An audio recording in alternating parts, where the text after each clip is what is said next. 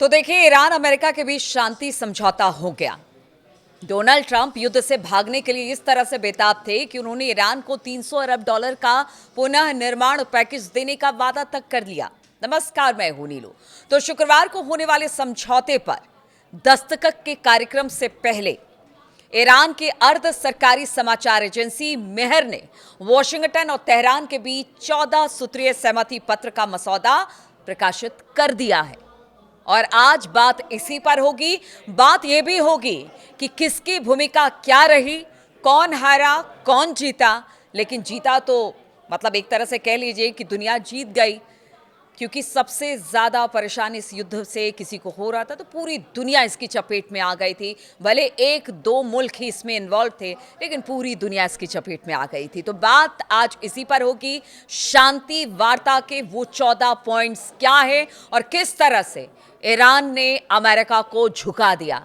जी हाँ, ये इसलिए हम कह रहे हैं क्योंकि देखिए, ठीक है, दोनों तरफ से बातचीत हुई, दोनों तरफ से निगोसिएशन हुआ, लेकिन एक तरफ था अमेरिका, एक तरफ था ईरान। और ईरान ने किस तरह से इन 14 बिंदुओं के जरिए अमेरिका को एक तरह से कह लीजिए कि झुका दिया।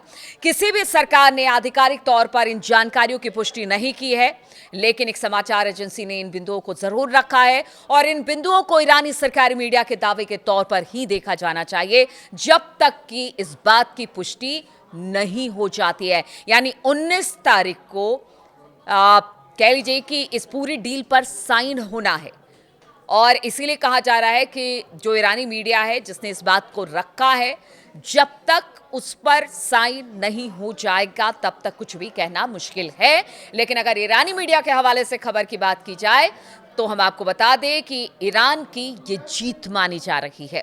इस मसौदे की सबसे खास बात यह है कि अमेरिका ने ईरान को पुनः निर्माण के लिए, यानी जो नुकसान अमेरिका ने ईरान को पहुंचाया है, उसके लिए 300 अरब डॉलर देने का वादा किया है। और तेहरान को तत्काल 24 अरब डॉलर मिलेंगे। और इसके अलावा राष्ट्रपति डोनाल्ड ट्रंप और रविवार को ईरानी सरकारी मीडिया की तरफ से जारी एक ड्राफ्ट मेमोरेंडम ऑफ अंडरस्टैंडिंग के मुताबिक अमेरिका और ईरान के बीच लड़ाई खत्म करने और हॉर्मुज स्ट्रेट को फिर से खोलने पर सहमति बन गई है। अब देखिए, ये जो बात हो रही है ना, शुरुआत से ईरान कह रहा था कि आपने जो नुकसान पहुंचाया, क्योंकि हमला पहले आपने किया है, आपने जो नुकसान पहुंचाया, ईरान में इतना नुकसान हुआ है, उस पूरे नुकसान की भरपाई आप करेंगे और इसके पुनः निर्माण के लिए आपको पैसे देने होंगे। यानी रिकंस्ट्रक्शन दोबारा से ईरान में किया जाएगा, जो तबाही पीछे अमेरिका और इजराइल ने मचाई। तो उसके लिए एक तरह से कहा जा रहा है कि सहमति बन गई है। और साथ ही स्ट्रेट ऑफ हॉर्मुज, देखिए, ईरान के हाथ में सबसे बड़ा तुरुप का पत्ता था स्ट्रेट ऑफ हॉर्मुज, उसे खोलने की बात हो रही है। क्या आप उसे खोलिए? यानी अमेरिका कह रहा हम नाकेबंदी हटाएंगे। और स्ट्रेट ऑफ हॉर्मुज, देखिए, अगर ये वाकई में समझौता हो जाता है, हस्ताक्षर हो जाते हैं, तो फिर ये बड़ी राहत की बात पूरी दुनिया के लिए है। हालांकि अभी तक अमेरिका ने इसकी पुष्टि नहीं की है। ये ईरानी मीडिया के हवाले से बताया गया है। देखिए, यहाँ पर कौन जीता कौन हारा, लेकिन हम ये आकलन कर रहे हैं कि जीत ईरान की कैसे हुई है। एक अमेरिका जो अपने आप को महाशक्ति कहता है, वो ईरान को शुरुआती दिनों से कह रहा है युद्ध के बाद से कि वो खत्म हो चुका है। इसके बावजूद बातचीत के मंच पर अगर ईरान अपनी बात रखने में कामयाब रहा है तो इसकी जीत ही कही जाएगी। भारत के जियो पॉलिटिकल एक्सपर्ट नितिन गोखले ने अपने जो सोशल मीडिया प्लेटफॉर्म है उस पर, एक्स पर, उन्होंने लिखा है कि अगर मेहर न्यूज की रिपोर्ट के मुताबिक अमेरिका और ईरान के बीच हुए एमओयू की जानकारी सही है तो ये साफ है कि अमेरिका ये जंग हार गया है। हालांकि ये अंदाजा लगाया जा सकता है कि अलग अलग देश इस समझौते को किस तरह से अलग अलग नजरिए से देख रहे हैं, ये भी कहा गया। देखिए, अब बात एक एक करके तमाम देशों की, क्योंकि दो मुल्कों की बात हो रही है, दो मुल्कों में समझौता हो रहा है, लेकिन इसके पीछे इसमें इन्वॉल्व इजराइल भी है और जो शांति करा रहे थे जो देश, वो भी इसमें शामिल है। उनकी भी क्या भूमिका रही है। सबसे पहले बात ईरान की करते हैं। आर्थिक रूप से कमजोर होने और अपनी सैन्य ताकत में काफी कम होने के बावजूद भी तेहरान ने अमेरिका और इजराइल के हमलों का सामना किया। ना सिर्फ सामना किया बल्कि उतनी ही मजबूती और उतनी ही ताकत से पलटवार किया। ईरान अमेरिका के सामने झुका नहीं, जो उसकी जीत मानी जाएगी। मैं इसलिए बार बार कह रही हूं, डील हुई है, दोनों मुल्कों की तरफ से डील हुई है। कौन हारा कौन जीता हम इसमें नहीं जाएंगे, लेकिन हमें ये बात भी जानना जरूरी है कि ईरान की जीत आखिर हुई कैसे। जो कहते हैं ना कि एक छोटा देश एक बड़ा देश, पावर के हिसाब से बहुत सारे मामलों में ईरान अमेरिका से कहीं मतलब बहुत पीछे था, लेकिन कहते हैं ना कि आपकी अगर तैयारी वैसे हो, आपकी मानसिक स्थिति ऐसी हो कि नहीं, दुश्मन को कभी भी अपने से आगे नहीं समझना है, आपको उसको तोड़ना है, और वही चीज ईरान ने किया। अब बताया जा रहा है कि इसीलिए ईरान की जीत है। उसे मुआवजा भी मिला है और उसकी फ्रीज की हुई संपत्ति भी अमेरिका जारी करने पर मजबूर हुआ है। लेबनान में हिजबुल्लाह की पकड़ भी मजबूत बनेगी। ईरान अब खाड़ी देश में और ताकतवर हो चुका है, जबकि सऊदी, यूएई और तुर्की जैसे देश जो कि इस्लामिक लीडर बनने की कोशिश करते रहे, वो पीछे छूट गए हैं। तो इस तरह से हुई ईरान की जीत। अमेरिका की बात करें तो अमेरिका की हालत ऐसी हो गई है कि वो इस युद्ध से भागने के लिए हाथ पैर मार रहा था, जैसे कोई डूबता हुआ आदमी मारता है। राष्ट्रपति डोनाल्ड ट्रंप युद्ध खत्म करने और नुकसान कम करने की बात को लेकर बेताब दिखाई दिए। आखिरकार शायद उन्होंने गैस की बढ़ती कीमतों और अमेरिका में होने वाली जो मिड टर्म इलेक्शन है उसको ध्यान में रखते हुए ईरान की ज्यादातर मांगे मान ली। इसमें कोई शक नहीं है कि उनकी साख को भारी नुकसान पहुंचा है। पीछे हमने देखा कि इस युद्ध की वजह से उनकी पॉपुलैरिटी में कमी आई है, मिड टर्म चुनाव में जाना है, एक बड़ा नुकसान अमेरिका को झेलना पड़ा है। इसके अलावा जो दुनिया भर में कह लीजिए कि जिस तरह का नुकसान हुआ इस युद्ध के बाद, गैस और तेल की किल्लत हुई है, मार्केट लगातार गिरे हैं, उन सब का ठीकरा ट्रंप पे फोड़ा जा रहा है। और इसी वजह से ट्रंप इस युद्ध से निकलना चाह रहे थे, तो उन्होंने जितनी बात भी ईरान की है वो फिलहाल तो मान ली है, लेकिन जब तक हस्ताक्षर नहीं हो जाता क्या कुछ उसमें है स्पष्ट नहीं है। बार बार मैं इस बात को कह रही हूं, लेकिन अभी जो जानकारी निकल कर आई है, अगर ईरानी मीडिया के माध्यम से भी निकल कर आई है, वही बात मैं आपके सामने रख रही हूं। अमेरिका की तरफ से अभी इस पर इन बिंदुओं पर कुछ नहीं कहा गया।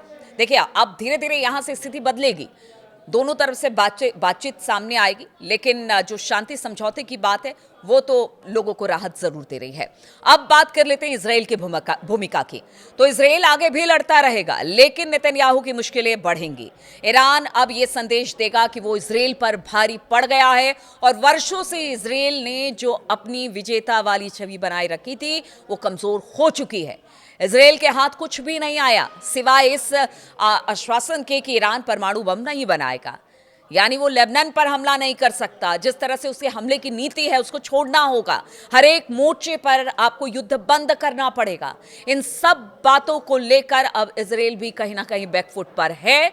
हाँ, एक आश्वासन जरूर मिला है कि ईरान परमाणु बम नहीं बनाएगा, और इस बात को ईरान मतलब पहले दिन से कह रहा है, वेरी फर्स्ट डे वो लगातार यही कह रहा है कि हम परमाणु बम नहीं बनाएंगे, हम किसी तरह से कोई परमाणु हथियार नहीं बनाने जा रहे हैं। अब बात कर लेते हैं पाकिस्तान की। तो देखिए, जिस तरह से दोनों के बीच में मध्यस्थता पाकिस्तान ने की, पाकिस्तान अंत में अमेरिका और ईरान के बीच शांति समझौता करवाने में नाकाम रहा। अंत में वो कतर था जिसने दोनों देशों के बीच समझौता करवाया।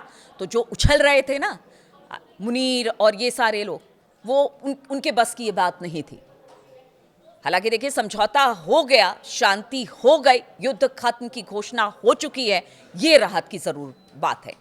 अब भारत की बात कर ली जाए तो हॉर्मुज स्ट्रेट खुलने से भारत को बड़ी राहत मिलेगी, लेकिन भारत की विदेश नीति पर गंभीर सवाल भी उठ रहे हैं।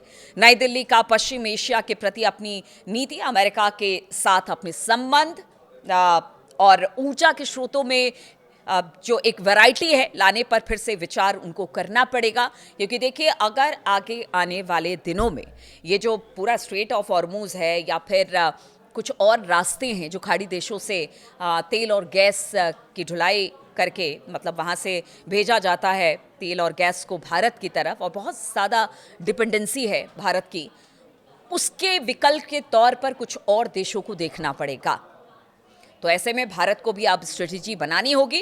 हालांकि राहत की खबर यह है कि अगर हॉर्मुज खुलता है तो भारत के लिए भी जो पेट्रोल और गैस की किल्लत हो रही थी वो खत्म हो जाएगी। हालांकि देखिए, हॉर्मुज के बारे में कहा जा रहा है कि अभी इसमें वक्त लगेगा, क्योंकि देखिए इससे पहले भी ऐसा हो चुका है जब जो इराक है उसमें युद्ध हुआ था तो 2 साल लगे थे उस रास्ते को भी खोलने में। कहा जा रहा है कि हॉर्मुज़ को भी खोलने में वक्त लगेगा क्योंकि वहाँ पर बारूदी सुरंगें बिछी हुई हैं। पहले सब बारूदी सुरंगों को हटाया जाएगा, फिर एक तरह से कह लीजिए कि जो जहाज़ यहाँ से निकल रहे थे उनको कॉन्फिडेंस में लाना होगा कि नहीं, आप सब कुछ ठीक है, आप अपना जहाज़ यहाँ से निकाल सकते हैं। यानी आवाजाही जब तक पूरी तरह से ठीक नहीं हो जाती है तब तक तुरंत इसे खोलना थोड़ा सा नामुमकिन लग रहा है। इधर अमेरिका भी अपनी नाकेबंदी हटाएगा तो इसमें थोड़ा वक्त तो लग सकता है, लेकिन हाँ, राहत की खबर यही है कि देखिए अब ये समझौता अपने अंतिम चरण की तरफ है। समझौता हो जाए, ये हम सब आप सब यही चाहते थे कि किसी तरह से ये युद्ध समाप्त हो जाए। अगर ये युद्ध समाप्त होता है, सभी हालात बेहतर होते हैं, तो फिर ये पूरी दुनिया के लिए एक अच्छा कदम माना जा सकता है। बहुत बहुत शुक्रिया मेरे साथ जुड़ने के लिए। अपना कमेंट देते रहिए कि आप इस शांति वार्ता को लेकर क्या सोचते हैं। ट्रंप और ईरान के बीच में जो वार्ता हुई उसको लेकर क्या सोचते हैं। आपके कमेंट का इंतजार रहेगा। फिलहाल बहुत बहुत शुक्रिया मेरे साथ जुड़ने के लिए।